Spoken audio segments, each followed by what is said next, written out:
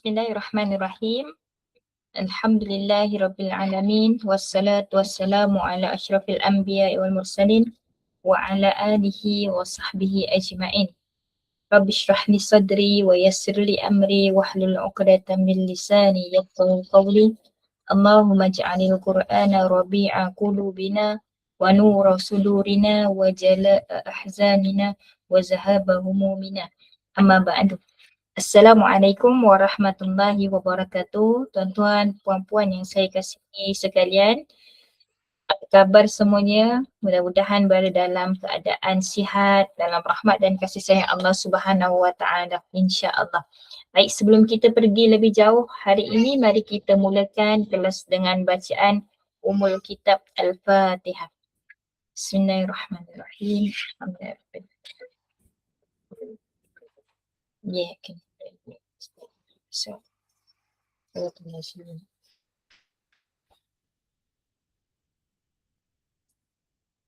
amin ya rabbal alamin. Baik, insya-Allah tuan-tuan dan puan-puan, hari ini kita akan sambung bahagian 2 tadabbur surah Al-Fajr. Sebagaimana yang kita telah mulakan pada bulan lepas berkaitan dengan surah Al-Fajr, kita tadabbur daripada ayat yang pertama sehingga ayat ke-14 dan insya-Allah hari ini kita akan usahakan untuk tadabbur surah Al-Fajr daripada ayat 15 hingga ke-30 insya-Allah. Baik, kita mulakan. Seperti mana pada bulan yang lalu kita melihat kepada surah Al-Fajr pada ayat yang pertama sehingga ayat ke-14, Allah Subhanahu wa taala mulakan surah Al-Fajr ini dengan sumpahan iaitu wal fajr. Kemudian disebutkan walayalin as, iaitu kita lihat Allah Subhanahu wa taala bersumpah dengan waktu fajar. Kemudian dalam ayat yang lepas juga Allah Subhanahu wa taala bawa contoh 3 ikon manusia yang takabur. Kalau kita ingat yang mana ikon-ikon ini mereka adalah golongan yang takabur dan sombong dekat atas dunia ini. Kerana ketika datangnya utusan oleh Allah Subhanahu wa taala mereka mengabaikan, kemudian mereka mengendahkannya. Akhirnya Allah Subhanahu wa taala binasakan mereka. Siapakah golongan ini? Iaitu kaum Ad, iaitu kaum Nabi Hud, kemudian kaum Samud, kaum Nabi Saleh dan Fir'aun serta kerajaannya kalau kita lihat. Dan pada malam ini, tuan-tuan dan puan-puan, kita akan pergi lihat dalam ayat ini nanti sepanjang ayat 15 hingga 30 kita akan lihat bagaimana Allah Subhanahu wa taala gambarkan kepada kita bahawa manusia ini dia ada 2 kumpulan. Siapakah golongan itu? Maka yang pertama adalah golongan yang syukur ketika senang dan sabar ketika susah ditimpa ujian. Dan yang kedua, golongan yang sombong ketika senang dan keluh kesah tidak sabar apabila ditimpa ujian. Jadi ini adalah perkaitan ayat yang lepas dan ayat yang kita akan berbincang pada hari ini. Ini antara kita sebutkan dalam ulumul Quran adalah munasabah ayat. Perkaitan antara ayat sebelum dan ayat yang akan kita kupas selepas ini. Baik, untuk hari ini saya akan lebih kepada menulis nota dekat skrin ni. Jadi perempuan, tuan-tuan dan perempuan boleh lihat kalimah demi kalimah untuk kita hayati bersama-sama, mudah-mudahan insya-Allah. Baik. Sekarang ini kita nak pergi kepada golongan ataupun kita sebutkan sebagai 2 insan yang kita sebutkan tadi. 2 kelompok tadi kan. Jadi kalau kita lihat di sini tadabbur ayat 15 hingga 16 bagi mereka yang jiwanya sentiasa tenang dan beriman. Kita akan lihat siapakah golongan ini, apakah yang dia lakukan ketika Allah Subhanahu wa taala berikan dia nikmat yang sangat banyak dan Allah berikan dia kesusahan. Bagaimana respon orang-orang yang tenang dan beriman ini?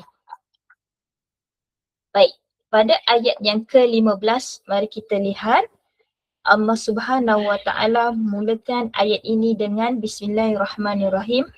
Wa ammal insanu idza mabtalahu rabbuh wa akramahu wa na'amahu fa yaqulu rabbi akraman. Baik, kita lihat kepada terjemahannya. Kalau terjemahan dekat sini agak kecil, tuan-tuan dan puan-puan, kalau ada terjemahan dekat sebelah ataupun tengok dekat handphone atau tab, boleh lihat terjemahannya. Dalam pada itu manusia tidak menghiraukan balasan akhirat. Oleh yang demikian, maka kebanyakan manusia apabila diuji oleh Tuhannya dengan dimuliakan dan dimewahkan hidupnya, ia tidak mahu bersyukur tetapi terus bersikap takbur serta berkata dengan sombongnya, Tuhanku telah memuliakan daku. Baik, pada ayat yang ke-15 ini disebutkan tentang insan. Baik, tuan-tuan dan puan-puan, apabila disebutkan tentang insan ini, ia sebenarnya boleh berlaku dalam diri kita.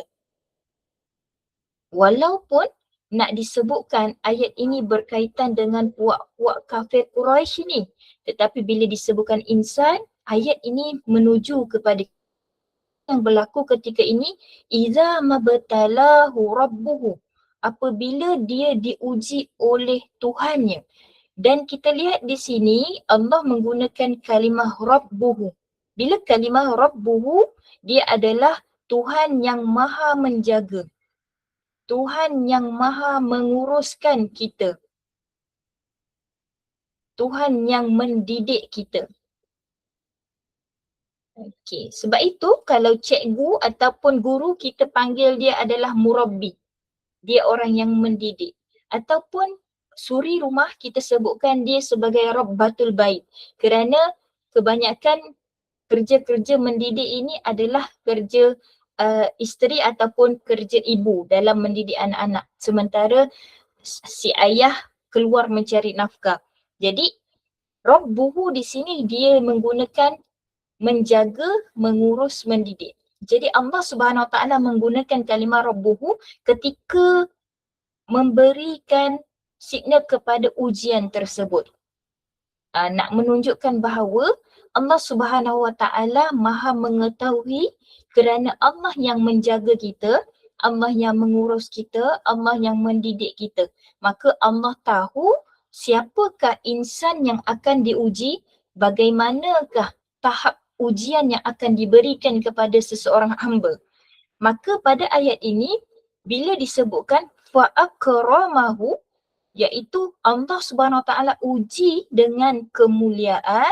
Kita lihat ini adalah kemuliaan dan dimewahkan hidupnya. Apa yang dia buat? Dia kata fayaqulu rabbi akraman. Jadi Allah uji dia dengan apa? Fa'akramahu. Kita tulis dekat sini, fa'akramahu, kemudian wa na'amahu. Bila Allah Subhanahu Wa Taala bagi dua ini, dia cakap apa? Dia kata fayaqulu rabbi akraman. Dia kata bahawa Tuhanku telah memuliakan daku. Maka pada ayat ini, seorang manusia itu apabila diberi kesenangan dan kemewahan dunia, dia tidak bersyukur. Bahkan dia terus takbur dan berkata dengan sombong bahawa Tuhanku telah memuliakan aku. Dia kata seolah-olah kekayaan, harta, pangkat yang dia dapat ini adalah sebabkan Allah Subhanahu Wa Taala muliakan dia. Maka Allah Subhanahu Wa Taala tegur di sini bahawa kaya dan terhormat ini tidak semestinya Allah Subhanahu Wa Taala sayang serta muliakan sebenarnya. Jadi kita boleh lihat di dalam Al-Quran yang mana ada satu kisah dalam surah Al-Kahfi yang mana pemilik kebun yang sangat diberikan nikmat yang banyak, tumbuh-tumbuhan yang subur, kemudian ada sungai yang mengalir di kebunnya. Tetapi ketika dinasihatkan oleh kawannya yang beriman, dia kata kepada kawan dia yang tidak beriman ini, kawan yang beriman kata supaya nanti kalau kamu masuk ke dalam kebun nanti, kamu berkatalah Masya Allah la quwwata illa billah. tiada daya dan kekuatan melainkan daripada Allah Subhanahu Wa Taala. Tapi apa yang dibalas oleh pemilik kebun tadi yang tidak beriman? Dia kata, ana aktsaru minka malan wa a'azzu nafara. Kalau kita lihat dalam surah Al-Kahfi, kisah pemilik kebun. Kisah dua pemilik kebun.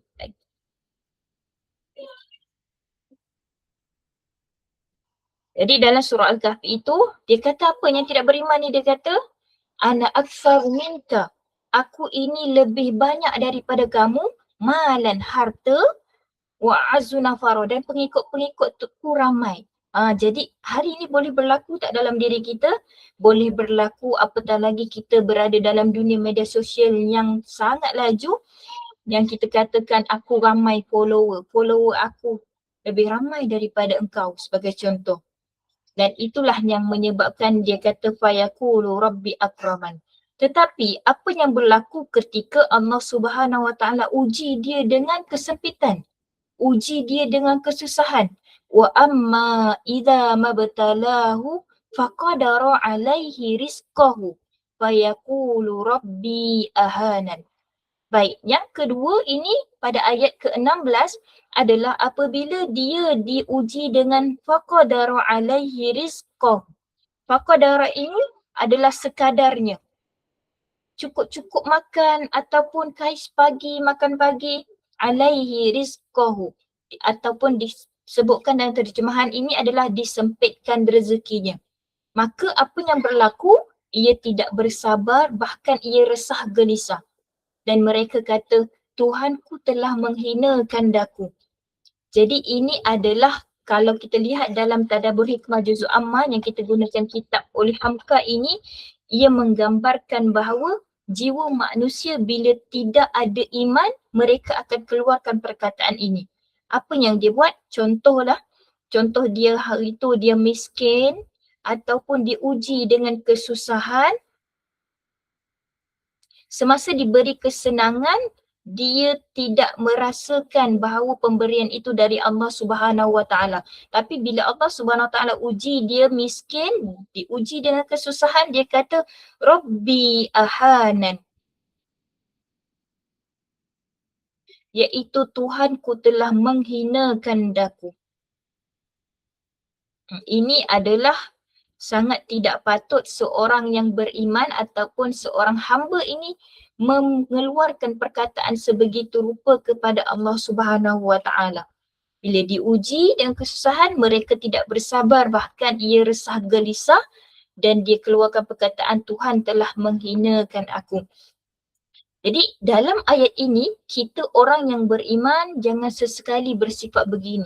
Kerana kita akan kehilangan begitu banyak perkara yang Allah sediakan kepada kita. Kemungkinan kita akan hilang dunia, kita hilang nikmat dan rahmat yang Allah sediakan di akhirat nanti. Disebabkan tidak bersyukurnya kita. Sebab kalau Allah Subhanahu Wa Taala sebutkan dalam Al-Quran bahawa la in syakartum la azidannakum. Kalaulah kamu bersyukur, kita tuliskan la in syakartum la azidannakum.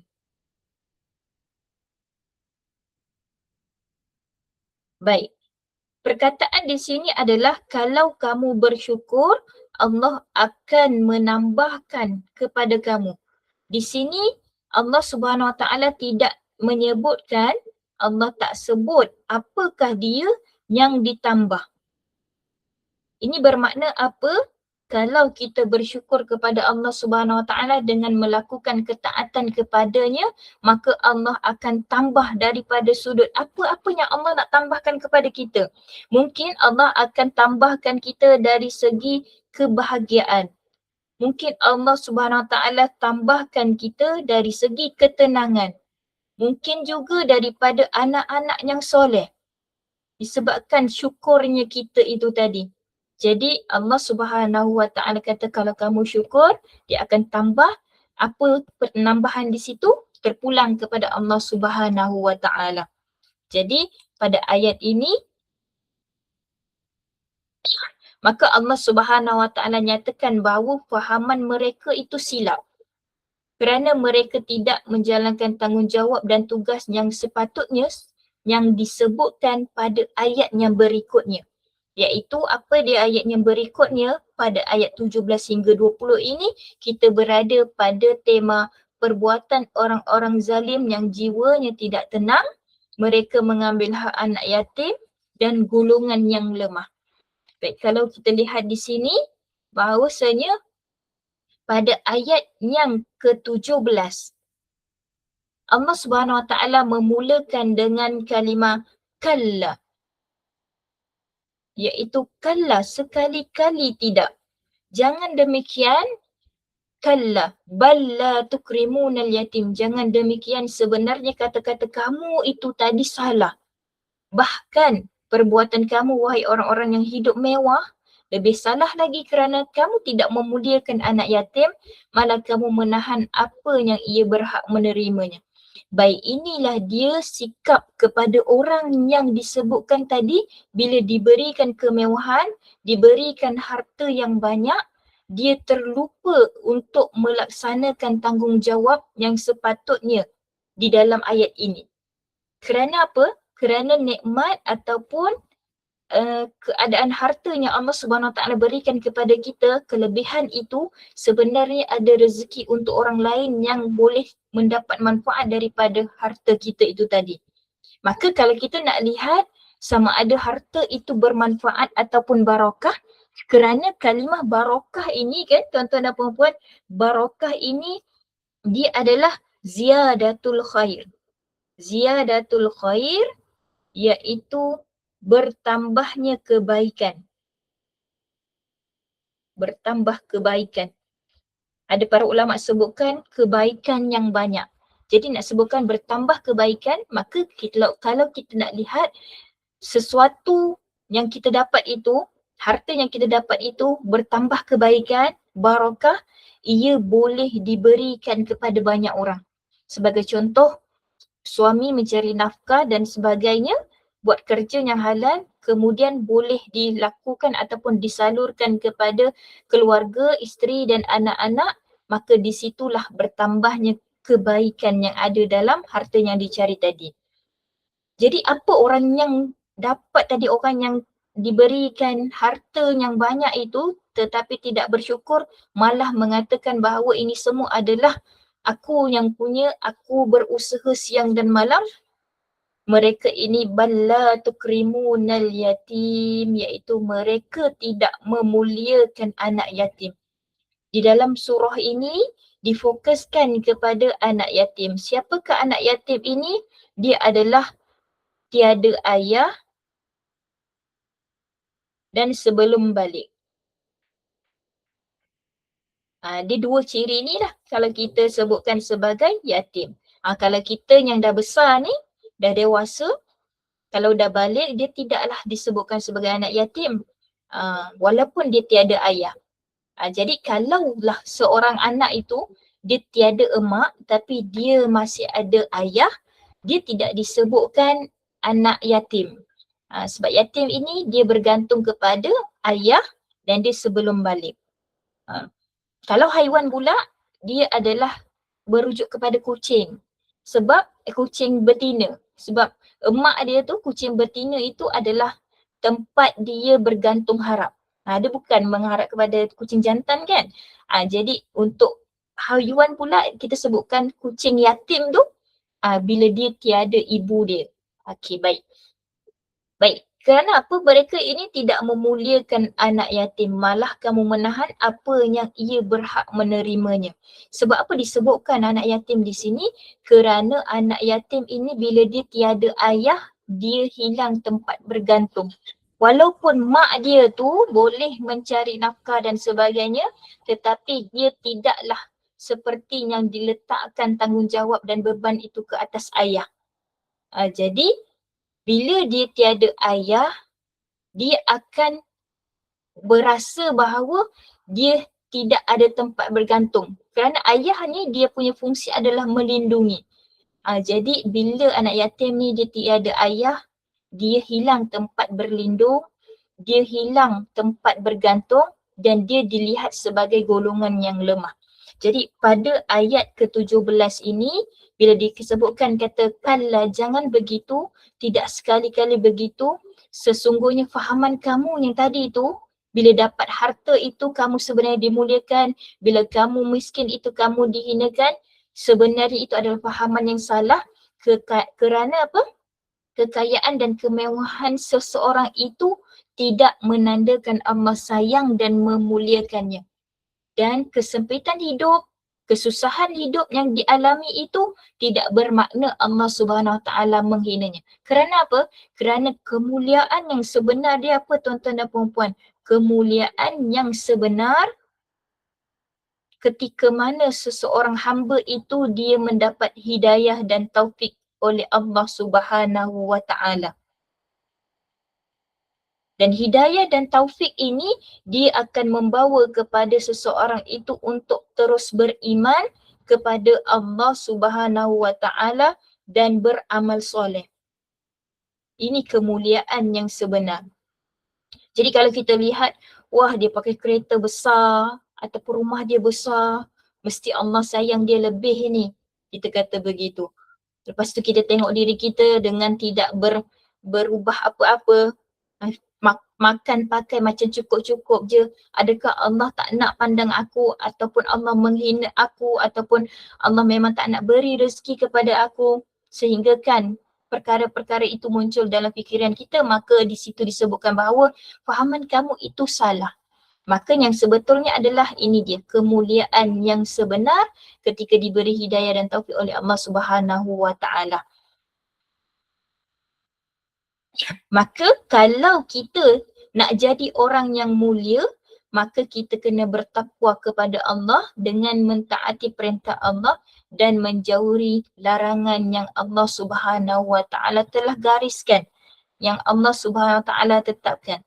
Dan bila disebutkan la tukrimunal yatim ini, banyak ayat-ayat Al-Quran yang melarang agar jangan mengkhianati hak anak-anak yatim. Kalau kita lihat dalam surah Al-Isra, surah An-Nisa, bahawa kamu jangan ambil harta anak yatim, jangan makan harta anak yatim secara zalim. Kerana apa?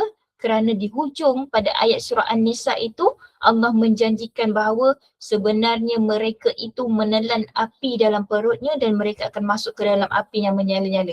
Ini untuk orang yang makan harta anak yatim secara zalim. Itu yang pertama. Jadi ini adalah tanggungjawab yang pertama. Yang kedua adalah wala tahadduna ala ta'amil miskin. Dan kamu tidak menggalakkan untuk memberi makanan yang berhak diterima oleh orang miskin. Iaitu di sini tahadduna, tidak menggalakkan. Tengok tu keadaan orang ini, dah tadi dia buat apa? Dia menghalang harta anak yatim tadi. Dia tidak beri kepada anak yatim hak yang sepatutnya dia dapat. Maka pada ayat yang ke-18 ni, perangai buruk mereka juga ialah mereka halang orang lain dari memberi makanan atau sedekah yang berhak diterima oleh orang miskin. Contohlah kan, contoh kita ada kawan kita nak beri sedekah ataupun nak beri bantuan makanan kepada orang miskin, tiba-tiba ada datang seorang kata, kamu jangan bagi kepada dia. Dia ni kat rumah dah banyak dah dapat. Kalau tengok tu boleh buat stop. Kita kata begitu. Kita sebenarnya kita menghalang seseorang itu untuk buat kebaikan kepada orang yang sepatutnya dapat tadi. Kalaulah dia kata dah di rumah banyak untuk buat stok dan sebagainya, itu bukan urusan kita. Adapun urusan kita adalah memberi makanan atau sedekah kepada yang berhak diterima. Dan orang ini, dahlah mereka ni sendiri bakhil dan khianat harta anak yatim tu tadi. Kemudian dihalang orang lain pula dari buat kebaikan. Jadi di sini yang pertama tadi kita lihat, dia tidak memuliakan anak yatim. Yang kedua adalah tidak menggalakkan. Dia tidak menggalakkan orang lain buat kebaikan. Okay. Dan kita tanya kepada diri kita, adakah sikap ataupun sifat-sifat begini dalam diri kita? apabila kita tadabbur dalam surah ini, pertama sekali adalah kita bertanya kepada diri kita, adakah saya orang yang dimaksudkan oleh Allah Subhanahu Wa Taala dalam ayat ini? Walaupun ayat ini bercerita tentang golongan yang tidak memberikan hartanya, yang diberikan harta kemudian takabur ataupun sombong, ada tak ciri-ciri ni dalam keadaan diri kita hari ini? Jadi ini adalah yang kedua. Dia tidak memberi ataupun dia menghalang kepada orang yang berhak menerima, iaitu disebutkan al-miskin. Kenapa dua golongan ini? Kerana dua golongan ini adalah golongan yang lemah. Dua golongan ini disebutkan kerana mereka ini adalah golongan yang lemah. Hilang tempat bersandar. Contohlah, dia ini miskin ataupun memang dia tak boleh dah nak bekerja, jadi dia hilang tempat bersandar, maka kita perlu pergi kepada orang-orang yang begini. Dan kemudian وَتَأْكُلُونَ التُّرَاثَ أَكْلًا لَمًّا, dan kamu sentiasa makan harta pusaka secara rakus dengan tidak membezakan halal haramnya. Pada ayat yang ketiga ini pula, dia buat apa? Dah tadi dia diberikan harta yang banyak, kemudian ini pula yang dia lakukan. Yang ketiga adalah وَتَأْكُلُونَ التُّرَاثَ, iaitu dia makan harta pusaka. Hari ini berapa ramai orang yang bergaduh tentang harta pusaka? Hari ini berapa ramai yang berpecah belah disebabkan harta pusaka? Disebabkan apa? Ada golongan yang sepatutnya dapat harta tersebut tetapi orang lain yang dapat. Jadi di sini disebutkan dan kamu sentiasa makan harta pusaka secara rakus dengan tidak membezakan halal haramnya. Halal haram di sini adalah mereka ini tidak mengikut faraid yang telah ditetapkan. Baik, pada ayat ini, ayat yang ke-19 ini adalah kalau kita lihat perangai buruk mereka ini pula. Yang ketiga, mereka makan harta pusaka dengan rakus tanpa mengira halal haramnya, iaitu mereka mengambil bahagian waris lain tanpa hak dan semuanya mahu dibolot kepadanya. Dan ini berlaku, situasi ini dia evergreen. Dia kata maksudnya sentiasa berlaku. Walaupun sudah ada garisan panduan faraid tetapi disebabkan dia ada duit yang lebih ataupun dia ada kuasa yang besar, maka dia bulut semuanya. Maka munasabah ayat dia, kalau kita lihat perkaitan ayat, sebelum ini Allah ceritakan tentang keburukan seseorang dengan perbuatan dan amalnya. Tapi pada ayat ini Allah nyatakan keburukan seseorang dengan perasaan yang ada dalam hati dan perasaannya. Jadi kalau kita lihat di sini ada 3 benda yang dia buat. Ni adalah disebutkan adalah orang yang berharta. Orang yang diberikan harta yang banyak kemudian tidak disalurkan hartanya. Sebagai contohlah kan, walaupun dia memiliki harta yang banyak dan kuasa yang besar, dia berjalan di atas jambatan, di bawahnya ada gelandangan. Namun gelandangan itu ia tidak disantuni. Sedangkan dia ada kuasa yang besar. Dia mampu untuk menjalankan amanah. Tetapi dia tidak melakukan dengan bertanggungjawab. Jadi ini adalah disebutkan pada ayat ini. Kemudian kita pergi kepada ayat yang ke-20. Kenapa boleh berlaku benda-benda ni semua? Apa punca dia? Maka punca dia adalah وَتُحِبُّونَ الْمَالَ حُبًّا جَمًّا, serta kamu pula sayangkan harta secara tamak halaba. Tuan-tuan dan puan-puan, inilah dia disebabkan punca utama dia, iaitu tamak dan sayang harta dengan penuh tamak halaba. Mana ada jalan untuk diambil harta ni, dia akan masuk pintu tersebut. Dan harta ada pula yang tidak diinfakkan kepada yang sepatutnya. Maka banyaklah ayat-ayat Al-Quran yang menunjukkan manusia ni cintakan dunia sehingga dia menjadi bakhil dan tidak peduli halal haram. Inilah punca utama dia, yang akhirnya membawa kepada cintakan dunia. Cintakan dunia dan akhirnya lagi dia jadi apa? Dia jadi bakhil dan tidak peduli. Dan tidak peduli halal haram tadi. Sebabkan dia ada harta, dia ada kuasa, maka dia tidak lagi fikir tentang rasuah, maka rasuah menjadi makanannya, dia tidak memikirkan kesan pada hari akan datang.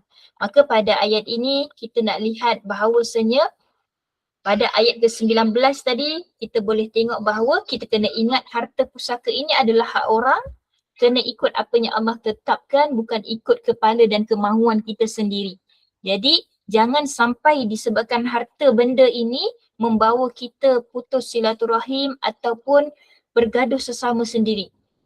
Yang akhirnya membuatkan bermasam muka, yang membuatkan tidak bertegur sapa setahun, 2 tahun, makan tahun. Akhirnya bila meninggal seseorang tu baru kita nak pergi kepada dia.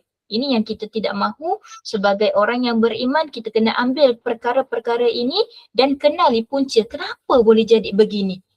Rupa-rupanya disebabkan watuhibbunal mala hubban jamma. Kalau di sini tuan-tuan dan puan-puan lihat, ini adalah hubban, cinta. Bila disebutkan watuhibbu ini adalah suka, tapi diulang kalimah hub lagi di sini, ia adalah satu penegasan ataupun penekanan, taukid yang mengatakan bahawa sebab berlaku benda ni adalah terlalu-lalu cintakan harta benda itu secara tamak haluba. Kalaulah dah dapat perkara itu, dia akan berpindah. Dia nak lagi yang itu. Dia nak lagi tanah orang.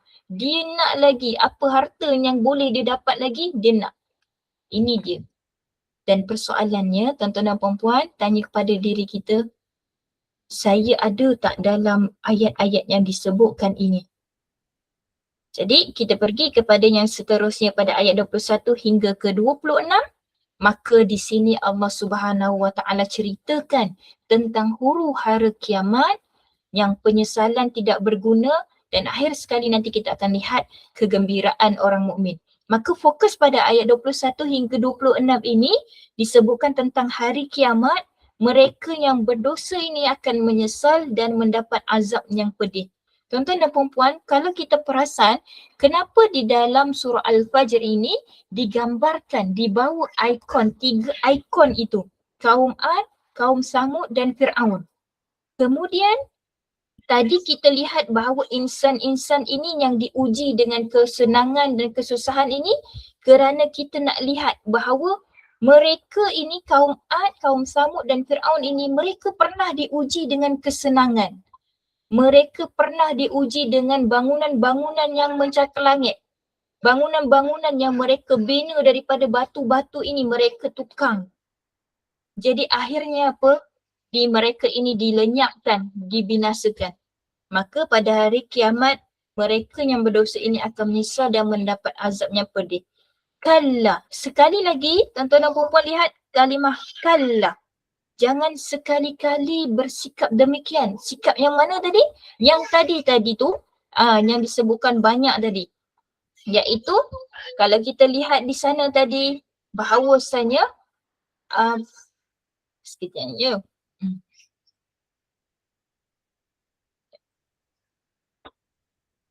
Okey, kita lihat.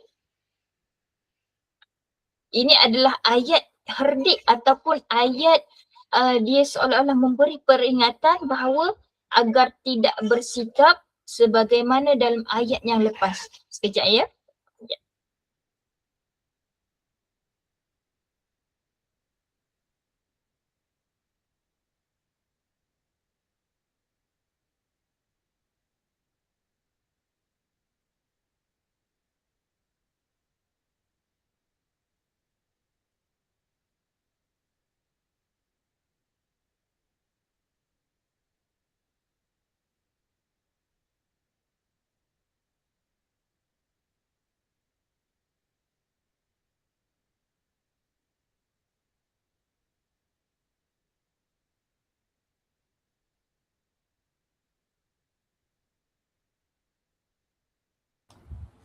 Okay, baik, kita sambung semula.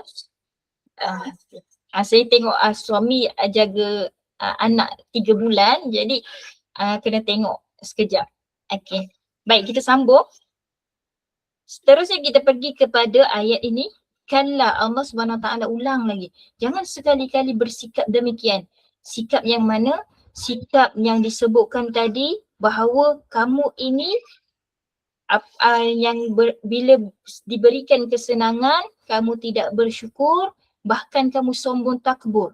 Apabila susah, tidak sabar dan keluh kesah. Ni sikap mana tadi ni? Iaitu tidak bersyukur. Tidak bersyukur, kemudian sombong, takbur, takabur. Kemudian apabila susah, tidak sabar.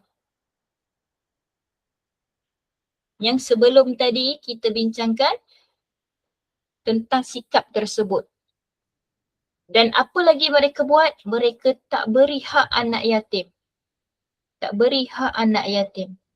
Sebab itu kan tuan-tuan dan puan-puan, kalau kita diberikan rezeki yang lebih, harta yang banyak, kita kena lihat siapa ke orang sekeliling kita. Ada tak mereka ni perlukan bantuan kita? Pasti ada. Maka adalah tanggungjawab kita sama ada kita pergi ke pusat zakat untuk kita bayar zakat, ataupun kita pergi ke rumah orang yang memang kita kenal dia sangat memerlukan ataupun dia fakir miskin, kita pergi ke arah rumah tersebut untuk kita berikan sedikit harta yang Allah SWT berikan kepada kita. Dan seterusnya, dia tidak beri sedekah kepada orang miskin, makan harta tanpa hak, sukakan harta melampaui batas. Maka datang ayat ini seolah-olah menengking ataupun menjerkah. Jangan kamu buat begini.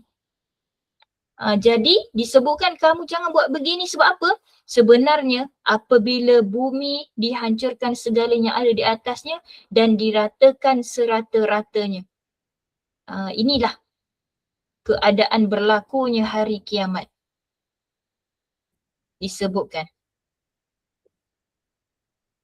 tentang hari kiamat.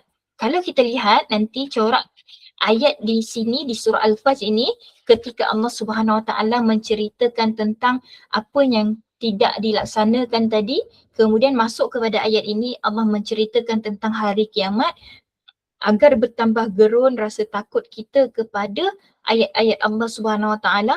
Dan nanti dekat hujung ayat ataupun surah Al-Fajr ini Allah memberikan kabar gembira untuk orang yang beriman.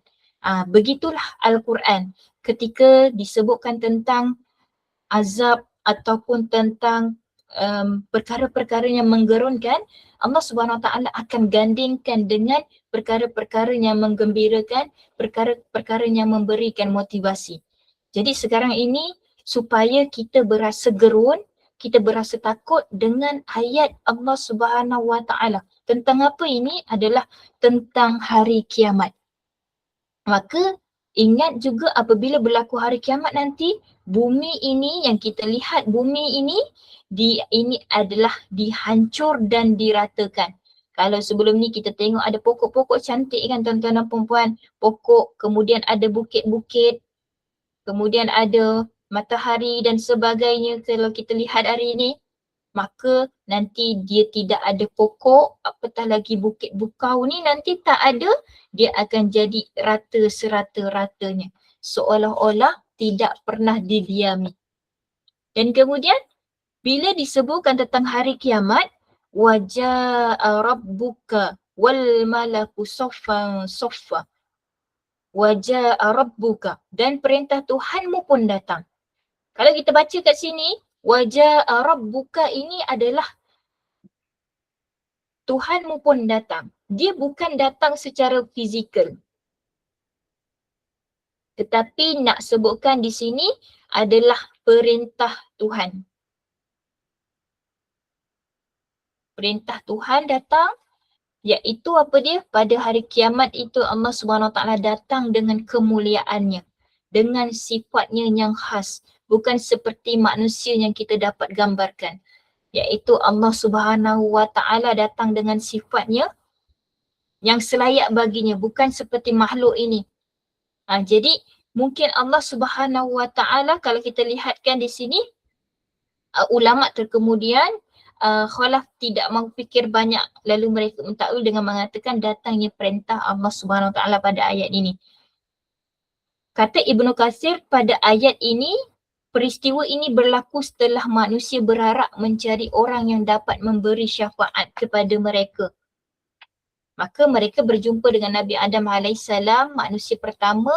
Yang pertama ni dia menolaknya. Lalu mereka pergi ke Nabi Nuh, kemudian Nabi Ibrahim, Nabi Musa dan Nabi Isa AS semuanya menolak dengan mengatakan mereka tidak layak untuk memberi syafaat kerana mereka ada kesalahan dan dosa. Akhirnya mereka bertemu dengan Rasulullah SAW yang menerima dan mengatakan, akulah orang yang dapat menyelesaikan masalah kamu ini, iaitu memberikan syafaat kepada umatnya. Jadi kalau kita lihat di sini, selepas perintah Tuhan datang, wal malaku soffan soffa, malaikat berbaris-baris siap sedia menjalankan perintah. Di sini adalah para malaikat datang dengan bersaf-saf dalam barisan yang tersusun, siap sedia menjalankan perintah Allah Subhanahu wa Ta'ala. Ketika itu apa yang diperintahkan oleh Allah Subhanahu wa Ta'ala, malaikat sami'na wa ata'na untuk melaksanakan apa yang Allah suruh. Dan ini adalah, kalau kita lihat pada ayat yang ke-22 ini, kata Hamka di sini berkaitan dengan wajah rabbuka wal malaku saffan saffa, iaitu ketika ini kita akan lihat bahawasanya malaikat dia akan buat apa sahaja yang Allah Subhanahu wa Ta'ala perintahkan. Waji'a yawma izin bi jahannam yawma izin yatadhakkarul insanu wa anna lahu zikra. Serta diperlihatkan neraka Jahannam pada hari itu, maka pada saat itu manusia akan ingat, ya ini hendak berlaku baik dan bagaimana ingatan itu akan berguna lagi kepadanya. Ini adalah satu persoalan ataupun satu teguran kepada orang-orang yang ketika ini diperlihatkan neraka Jahannam. Pada hari itu, neraka Jahannam ini telah dinyalakan apinya. Dinyalakan api. Dan diperlihatkan kepada manusia yang akan masuk ke dalamnya. Sebab itu, pada waktu ini adalah paling genting, paling gementar. Kerana apa? Kerana di sinilah diperlihatkan kepada manusia siapa yang akan masuk ke dalamnya. Dan pada hari itu barulah mereka ini yauma izin yatadhakkarul insan, iaitu pada hari itu barulah mereka ingat untuk berbuat kebaikan dan beramal soleh. Jika orang kafir dulu, dia akan teringat untuk beriman kepada Allah Subhanahu wa Ta'ala. Tapi apa yang berlaku di sini adalah penyesalan, yang mana penyesalan ini dah terlambat dan tiada guna lagi. Kalau disebutkan Hamka di sini, dia kata berkaitan dengan yauma izin yatadhakkarul insan ini, pada hari itu baru timbul sesal, padahal apalah gunanya penyesalan lagi ketika itu, yang tidak boleh dipatah balik, tidak boleh diubah.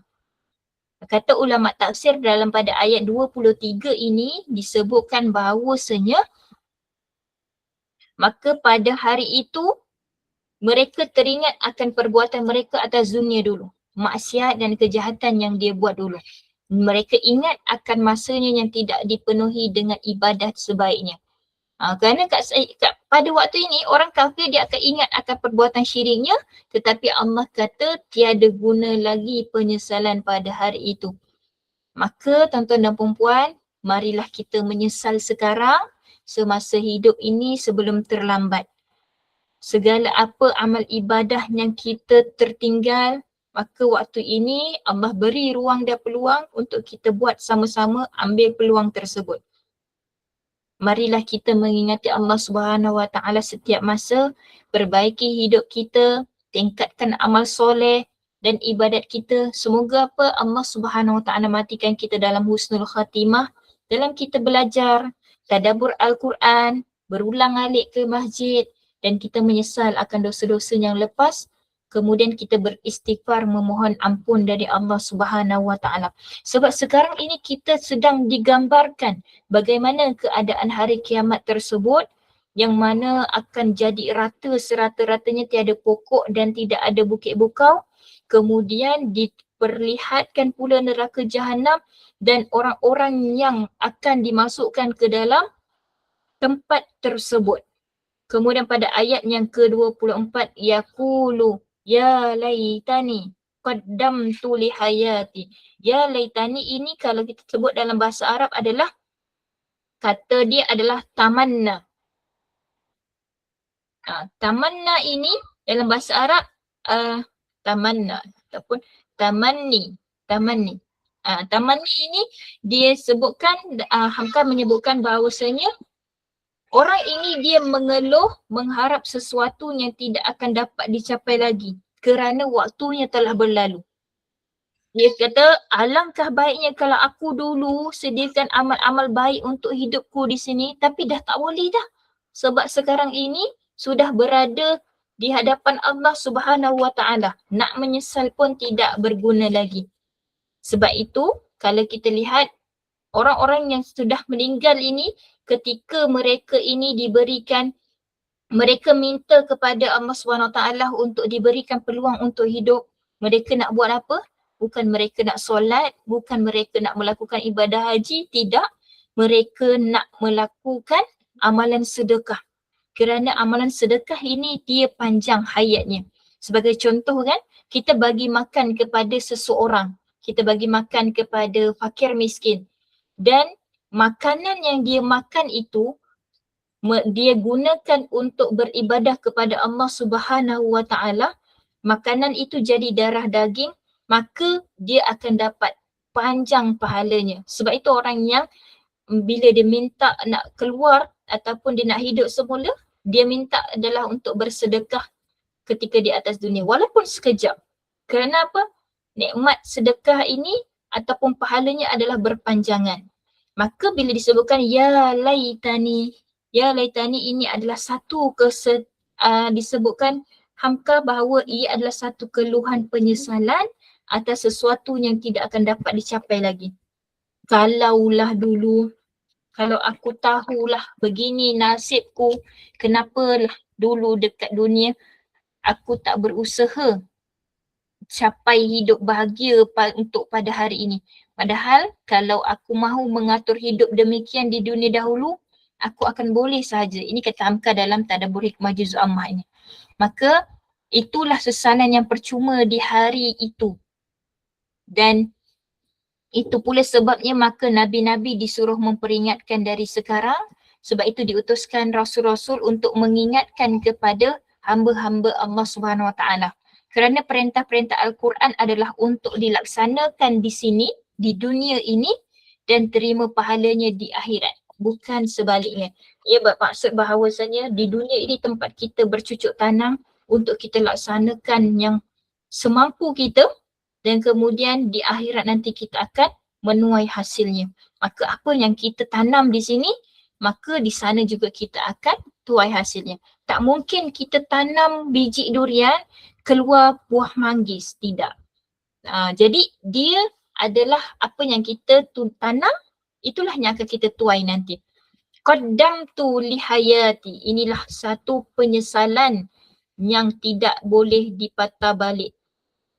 Penyesalan dan keluhan, keluh kesah orang yang sudah berada di dalam neraka Allah Subhanahu Wa Taala. Fayawma idzil la yu'adzibu 'adzabahu ahad.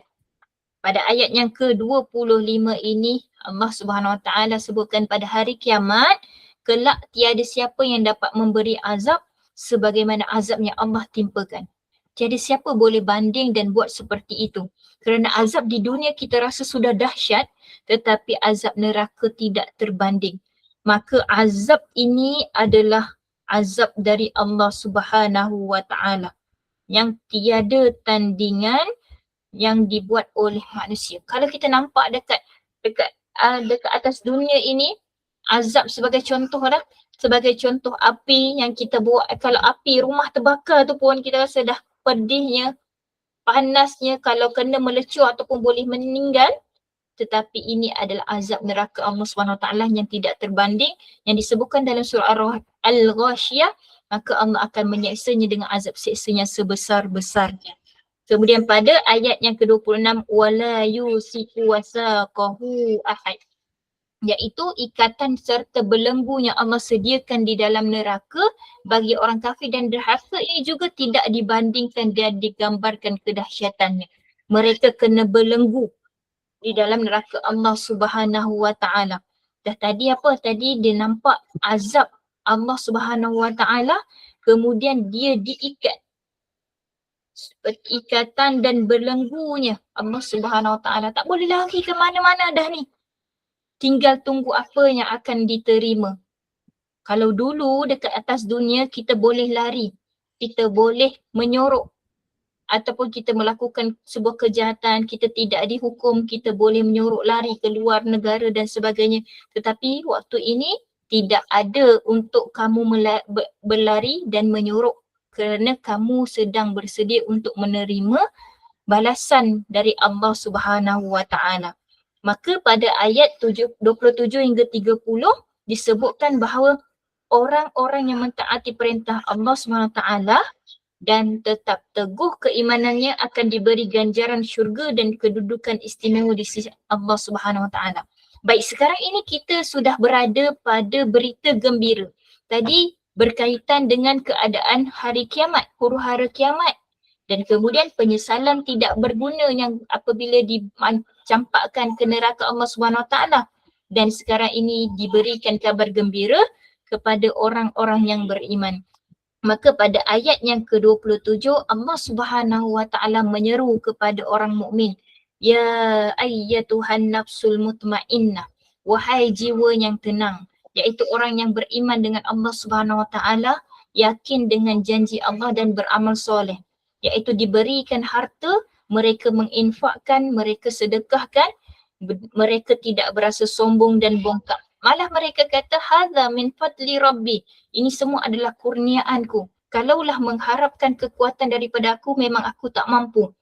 Kerana kalau nak diikutkan, apa usahanya aku buat ni tidak setimpal dengan rezeki yang Allah berikan kepadaku. Inilah sepatutnya apa yang diperkatakan oleh orang yang beriman.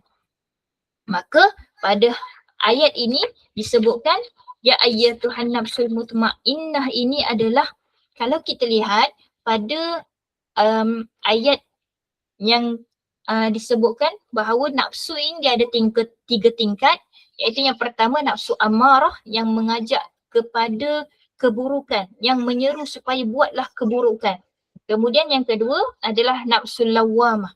Nafsu lawamah ini dia menjadi check and balance, iaitu dia berada di persimpangan. Sama ada dia akan melakukan perkara yang tercela ataupun menuju kepada kebaikan. Namun ketika kita memilih kepada jalan kebaikan, dia akan menuju kepada nafsul mutmainnah. Ini adalah tingkat yang tertinggi. Iaitu disebutkan Hamka bahawasanya nafsul mutmainnah ini adalah orang yang mempunyai jiwa yang sentiasa tenang, tetap dengan kepercayaan dan bawaan baiknya. Iaitu kata Hasan Al-Basri, mutmainnah ini adalah apabila Tuhan Allah berkehendak mengambil nyawa hambanya yang beriman, tenteramlah jiwanya terhadap Allah dan tenteram pula Allah terhadapnya. Sebab apa dia rasa tenang ini? Kerana dia yakin kepada Allah Subhanahu wa Ta'ala. Yakin dengan janji Allah. Kemudian dia buat amal soleh. Amal soleh kerana Allah Subhanahu wa Ta'ala. Bukan dia buat amal soleh sebab dia nak dapatkan 20k untuk dia disukai oleh orang, tidak. Tetapi kerana Allah Subhanahu wa Ta'ala. benar-benar niatnya, tekadnya adalah untuk Allah Subhanahu Wa Taala. Ulama kata ada dua pandangan tentang kata ini, sama ada yang pertama, malaikat datang berbisik ke telinga orang beriman semasa mereka nak mati, ataupun yang kedua, Allah katakan kepada hambanya di hari akhirat kelak, iaitu sambutan kepada mereka, lalu dikatakan lagi kepada mereka seperti 3 ayat berikut ini. Ayat yang ke-28, 29, 30. Dan ketika disebutkan ya ayyatuhan nafsul mutmainnah, inilah yang kita perlu tanamkan. Kita perlu berdoa supaya Allah Subhanahu Wa Taala seru kita dengan panggilan ini. Maka bila kita bertemu dengan ayat-ayat yang memberikan harapan, memberikan kita motivasi tentang syurga ataupun tentang kabar gembira, maka kita berdoa kepada Allah, ya Allah kurniakanlah aku nafsul mutmainnah, iaitu jiwa yang tenang. Kemudian kita minta husnul khatimah, iaitu pengakhiran yang baik. Maka pada ayat yang seterusnya, irji'i ila rabbiki radiyatan mardiyah, kembalilah kepada Tuhanmu dengan keadaan kau berpuas hati dengan segala nikmat yang diberikan, lagi diredai di sisi Tuhanmu. Iaitu kata Hamkah yang saya suka sangat. Hamkah menyebutkan bahawa artinya pada ayat ini, setelah payah engkau dalam perjuangan hidup di dunia yang fana ini, sekarang pulanglah engkau kembali kepada Tuhanmu dalam perasaan sangat lega kerana reda. Dan Tuhan pun reda kerana telah menyaksikan sendiri kepatuhanmu kepadanya dan tidak pernah mengeluh. Ketika diberikan kesakitan oleh Allah Subhanahu Wa Taala, maka dia reda dan dia tidak mengeluh dengan ujian yang Allah beri. Ketika diberikan kesempitan rezeki, dia masih melihat bahawa ada orang yang bawah daripada dia, tak ada pakaian, tak ada makanan, diberikan kesempitan lebih susah daripada dia, maka dia tidak ada alasan untuk berkeluh kesah. Dan kemudian pada ayat ke-29, fadkhuli fi ibadi, iaitu serta masuklah engkau dalam kumpulan hamba-hambaku yang berbahagia. Siapakah fi ibadi ini disebutkan adalah, iaitu di sana telah menunggu hamba-hambaku yang lain yang sama taraf perjuangan hidup mereka dengan kamu, iaitu bersama para nabi, para rasul, para sadiqin dan syuhada. Inilah dia golongan-golongan yang disebutkan ini. Mereka ini disebutkan wahasuna ulaika rafiqa, itulah semuanya yang sebaik-baik teman. Masuklah ke dalam kumpulan hamba-hambaku yang berbahagia. Dan akhir sekali bila Allah kata fadkhuli fi ibadi wadkhuli jannati, dan marilah masuk ke dalam syurgaku. Inilah yang sepatutnya menjadi cita-cita kita di atas dunia ini. Kita semua mesti ada satu matlamat ini. Matlamat supaya kita dapat masuk syurga Allah Subhanahu Wa Taala. Maka Allah akan menyeru hambanya yang soleh serta menjamin bahawa mereka akan kembali kepada Allah dalam keadaan puas hati. Dia pula reda kepada mereka. Mereka akan berada dalam kumpulan hamba-hamba Allah yang bahagia. Akhirnya mereka akan masuk ke dalam syurga Allah Subhanahu Wa Taala. Maka kalau kita rasa ada kesempitan di dalam di atas dunia ini, kesakitan, kesempitan, kesusahan, maka kita lihat kepada ayat ini yang bahawasanya kita nak dapatkan pada ayat 28, 29, 30 ini. Jadi alhamdulillah tuan-tuan dan puan-puan, kita tamat pada surah Al-Fajr bahagian kedua ini secara keseluruhannya. Maka yang terakhir adalah refleksi ayat 15 hingga 30 surah Al-Fajr ini. Yang pertama, bersyukur dengan nikmat yang Allah beri, bersabar dengan ujian kesukaran. Bersyukur ni bukan kita sebut sekadar alhamdulillah, tetapi bersyukur adalah dia akan membawa kita kepada ketaatan. Dia akan membawa kita kepada untuk banyak lagi bersujud kepada Allah Subhanahu Wa Taala. Bayangkan kalau tiba-tiba ada 10K tiba-tiba kita dapat, waktu itu bagaimana reaksi kita? Nah, itu adalah sebenarnya ujian oleh Allah Subhanahu Wa Taala, liyabluwani am ashkur am akfur. Sama ada kita ni diuji untuk bersyukur ataupun kufur kepada nikmat tersebut. Yang kedua, hulurkan tangan pada anak yatim dan fakir miskin kerana mereka ini tiada tempat bersandar, tempat berlindung dan mereka adalah golongan yang lemah. Maka bantulah mereka, apatah lagi kita tadabbur ayat ini, maka menjadi tanggungjawab kita ataupun menjadi peranan kita untuk sampaikan dan kita amalkan dalam kehidupan kita. Dan akhir sekali, tiada lagi penyesalan apabila sudah bertemu Allah Subhanahu Wa Taala. Maka sekarang ini menyesallah dengan apa yang kita lakukan kerana kita masih ada ruang dan peluang untuk kembali bertaubat kepada Allah Subhanahu Wa Taala. Takut-takut nanti sudah tutup pintu taubat, barulah kita menyesal kepada Allah. Kita kata kalau dulu aku buat macam ni, macam tu kan bagus. Dia kata tapi semuanya sudah terlambat. Alhamdulillah, tuan-tuan dan puan-puan, barakallahu fikum. Saya mohon kemaafan jika ada terkasar bahasa, terlanjur bicara atau perkara yang tidak menyenangkan ketika saya menyampaikan. Mudah-mudahan kita semua diberi kekuatan untuk mengamalkan apa yang kita belajar insya-Allah. Jazakumullahu khairan katsira. Kita tutup kelas kita malam ini dengan bacaan tasbih kafarah wa suratul Asr. Subhanakallahumma wa bihamdika asyhadu an la ilaha illa anta astaghfiruka wa atubu ilaik. Bismillahirrahmanirrahim. Wal 'asr innal insana lafi khusr illa alladziina aamanu wa 'amilus shalihat wa tawassaw bil haqqi wa tawassaw bis sabr. Assalamualaikum warahmatullahi wabarakatuh.